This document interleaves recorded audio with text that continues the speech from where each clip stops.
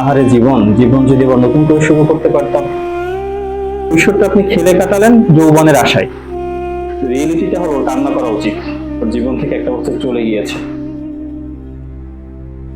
বিসমিল্লাহির রহমানির রহিম। ওয়ালাস ইন্নাল ইনসানা লাফি খুসর ইল্লাল্লাযিনা আমানু ওয়া আমিলুস সলিহাতি ওয়া তাওয়াসাউ বিল হাক্কি ওয়া তাওয়াসাউ বিস সাবর।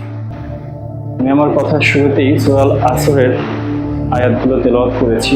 ওখানে প্রথম আয়াত আল্লাহ তাআলা বলছেন ওয়ালাস ইন্নাল ইনসানা লাফি খুসর। অল আস মানে হলো কসম, সময়ের কসম। এই কসমটা কি করেছেন? আল্লাহ রাব্বুল আলামিন করেছেন। পৃথিবীতে এত কিছু থাকতে আল্লাহ রাব্বুল আলামিন কেন কসম করতে যাবেন? সময়ের কসম করেছেন এবং শেষে বলেছেন মানুষ কিন্তু ক্ষতির মধ্যে নিমজ্জিত, ক্ষতির মধ্যে পতিত। বিষয়টা হলো আল্লাহ তাআলা মানুষকে বলছেন যে তোমরা ক্ষতির মধ্যে নিমজ্জিত আছো because you don't have utilize your time properly. তোমরা তোমাদের সময়টাকে প্রপারলি ইউটিলাইজ করো না, এটাকে নষ্ট করো দেখে তুমি ক্ষতির মধ্যে। কক্সবাজারের সমুদ্রে এত স্রোত, এই জন্যই তো কক্সবাজার বিখ্যাত। ভাই আমাকে আজকে বলতেছিল মেরিন হিল যাওয়ার সময় যে ইউকেতে ইউএসএতে এত ধনী দেশ, এত বড় কান্ট্রি, বাংলাদেশের মতো 70টার মতো বড় বৃহৎ কান্ট্রি একত্র করলে যে কান্ট্রি হয়, তারা সভ্যতার এখন বাতিঘর। এখন এই মুহূর্তে তারা এরকম একটা সি বিচ নাই যেখানে এত স্রোত হয়। হ্যাঁ, তো এটা একটা আল্লাহর নিয়ামত। কিন্তু এটা কেন হয় জানেন? এটার সাথেও কোনো না কোনোভাবে সময়ের সম্পর্কিত। এটা কিন্তু একটা সার্কেল। 12 ঘন্টা পর পরে আপনাদের জোয়ার ভাটা ঘুরে ঘুরে আসে। আফটার 12 আওয়ার্স ঘুরে ঘুরে আসে। এটা বোধহয় আবার 1 ঘন্টা পার ডে আপ ডাউন হয় সিস্টেমটা এভাবে। এবং এটা কিন্তু চন্দ্রের সাথে সম্পর্কিত। এই চন্দ্রটা মেনটেন হয় আল্লাহ তাআলার তরফ থেকে। এটার মধ্যে টাইম একটা ব্যাপার। এই টাইমটাকে কখনো দেখবেন না ফ্রেমের বাইরে চলতে। ঠিক তেমন মানুষের জীবনেও প্রকৃতির মতো যে মানুষ তার সময়টাকে একটা ফ্রেমে বেঁধে নিয়ে আসে, ফ্রেমের মধ্যে থাকে, সে কখনো ফেলা হয় না। আর যেই মানুষ সময়টাকে বয়ে যেতে দেয়, যেমন যদি আমরা বলি আমাদের শৈশব যখন শুরু হয় তখন আমরা নির্ভরশীল থাকি আমার পরিবারের উপরে। আমাদের শৈশব সময়টা পরিবারের উপর নির্ভরশীল থাকি। যখন কৈশোর চলে তখন আমরা খেলাধুলায় ব্যস্ত থাকি সময়টা নিয়ে, এবং আমরা ভাবি যে কলেজে যারা পড়তেছে, যৌবনকাল যারা পার করতেছে ভার্সিটিতে, তারা বোধহয় খুব হ্যাপি, ক্লাসে যাওয়া লাগে না, তারা তাদের মতো করে সময় নষ্ট করতে পারে। আমরা বড় হলে এভাবে সময় নষ্ট করব, এখন আমার অনেক টিচার মারে, বাবা মা বকা দেয়, খেলতে গেলে সন্ধ্যার সময় ঘরে আসতে হয়, এই থটটা কাজ করে। তার মানে কৈশোরটা আপনি খেলে কাটালেন যৌবনের আশায়। যৌবনে এসে দেখলেন যে ভার্সিটিতে যাই না, কিন্তু সময়টা কি ইউটিলাইজ কেউ করি না। কেউ ব্যক্তিগত রিলেশনশিপে সময় নষ্ট করি, কেউ পলিটিক্স, পাবলিক পলিটিক্সের সময় নষ্ট করি, কেউ কোনো না কোনোভাবে সময় নষ্ট করে।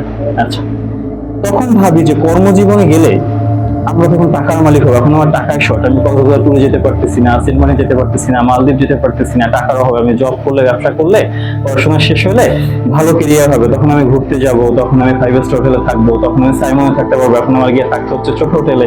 এই থটগুলো তখন কাজ করে।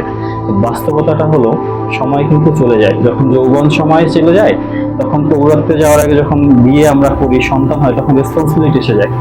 তখন 4 জন নিয়ে কিভাবে যাব, বাচ্চা যেতে চাইবে, শাশুড়ি যেতে চাইবে, কত প্রবলেম, রেসপন্সিবিলিটি, এই সমস্যা। মেয়ে ভাবতেছে আমার হাজবেন্ড কি বলবে, তার শ্বশুরবাড়ির লোক কি বলবে। মানুষ এভাবে করতে করতে যৌবন থেকে বৃদ্ধর দিকে চলে যায়। এই প্রৌঢ়ত্ব পার হয়ে সে যখন বৃদ্ধর দিকে যায় তখন সে সুনীল গঙ্গোপাধ্যায়ের উপন্যাসের শেষ লাইনের মতো বলে, আহারে জীবন জীবন যদি আবার নতুন করে শুরু করতে পারতাম। সময়টা কিন্তু তখন থাকে না। আমাদের সবচেয়ে বড় সমস্যা হলো আমরা সময়টাকে অপচয় করি। আল্লাহ তাআলার কাছে যখন মানুষ যাবে তখন একটা জিনিস চাইবে। সেই জিনিসটা কি বলতে পারেন? চাইবে যে আল্লাহ আমাকে আবার যদি দুনিয়া তুমি পাঠাইতা, আমি আরো বেশি ভালো কাজ করতাম। যে শহীদ সফল, সেও বলবে আমি যদি আবার গিয়ে শহীদ হতে পারতাম। তার মানে কি? যে সফল মানুষ সে চাচ্ছে, আর ব্যর্থ মানুষ সে তো মানে বলাই লাগে না যে জাহান্নামে যাবে। মানেটা হলো মানুষ সবচেয়ে বেশি জুলুম করে সময়ের সাথে। যখন আপনি শিখে যাবেন, যখন আপনি বুঝতে পারবেন যে আপনার জীবন থেকে সময় প্রতিদিন যাচ্ছে, আপনি প্রতিদিন বড় হচ্ছেন না, আপনি প্রতিদিন ছোট হচ্ছেন। আমাদের দেশে একটা কালচার আছে, বার্থডে হলে খুব বেশি উদযাপন করে। ঢাকায় তো এখন মনে করেন একটা ফেস্ট, উৎসবের মতো।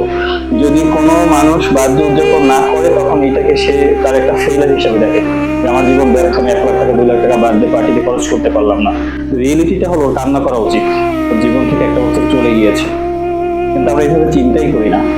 যখন চিন্তা করি তখন কি হয় জানেন? একটা মানুষ যখন স্ট্রোক করে বা একটা মানুষ যখন হসপিটালে ভর্তি থাকে, মৃত্যুর বেডে থাকে, সে বোঝে সময়ের মূল্য। স্টিভ জবস আপনারা চিনেন, অ্যাপলের প্রতিষ্ঠাতা এবং পৃথিবীর সবচেয়ে বড় ব্র্যান্ড এই মুহূর্তে। ওই ব্র্যান্ডের প্রতিষ্ঠাতা স্টিভ জবস সে যখন মৃত্যুর বিছানায়, তখন তার বিছানার পাশে যে মেশিনগুলো ছিল, মেশিনগুলোর সবুজ বাতি উৎপুত করে আওয়াজ দিচ্ছিল, রাতে সে তখন একা। তখন সে বলেছিল যে আমার পৃথিবীর সব থেকে বেশি টাকার মালিক এই মুহূর্তে আমি, কিন্তু আমার টাকার বিনিময়ে আমার মৃত্যুর বিছানা শেয়ার করার মতো কেউ নাই। This is the reality. It doesn't matter you are poor, it doesn't matter you are rich. আপনি কতটা ধনী, কতটা গরিব, জীবন যুদ্ধে আপনি সময় অপচয় করেছেন, আপনি একা। This is the harsh reality of the world. এটা পৃথিবীর কঠিনতম বাস্তবতা। আমার সংক্ষিপ্ত কথার অনুরোধ হলো, সময় থাকে না বন্ধুরা, সময় থাকে না, সময় বয়ে যায়। দয়া করে আপনারা যে ডিসিশন নেবেন, খুব বেশি সময় নিয়েন না, ডিসিশনটা আজকে নেন। আপনি যদি কাউকে সরি বলতে ইচ্ছা করে, আজকে বলে ফেলেন। আপনার যদি সত্যি কোনো কিছু করার ইচ্ছা থাকে, আজকে করে ফেলেন। যদি বাবা মার জন্য অনেক কিছু করার ইচ্ছা থাকে, আপনার টাকা নেই, তাতে কি হয়েছে? আপনি 10 টাকার কিছু বাবা মার জন্য নিয়ে যান, বলেন আমি তোমাকে ভালোবাসি, মা তোমার জন্য এটা নিয়ে আসছি। She will be happy, believe me, মা হ্যাপি হয়ে যাবে। বিশ্বাস করেন, আপনার বাবা হ্যাপি হয়ে যাবে যদি আপনি তাকে জড়িয়ে ধরে বলেন যে বাবা আমি ভুল করেছি, আমি ক্যারিয়ারটাকে করতে চাই, ভালো করে পড়াশোনা করতে চাই, তুমি আমার জন্য দোয়া করো। বিশ্বাস করেন, আপনি যেই হন না কেন, আপনার বাবা খুশি হবে। কিন্তু আমরা অপেক্ষা করি আরেকটু পরে বলি, আরেকটু সাকসেসফুল হই, কিন্তু সাকসেসফুল আসলে মানুষ কোনোদিন হয় না। মানুষ সাকসেস শুরু হয় যখন সে চিন্তা করে আমি এখন শুরু করবো, তখন থেকে। তো আমার কথার পাঁচ লাইনটা হলো যে আমরা শুরু করে দেই, অপেক্ষা না করি। অপেক্ষা করাটা ভালো কোনো অপশন না।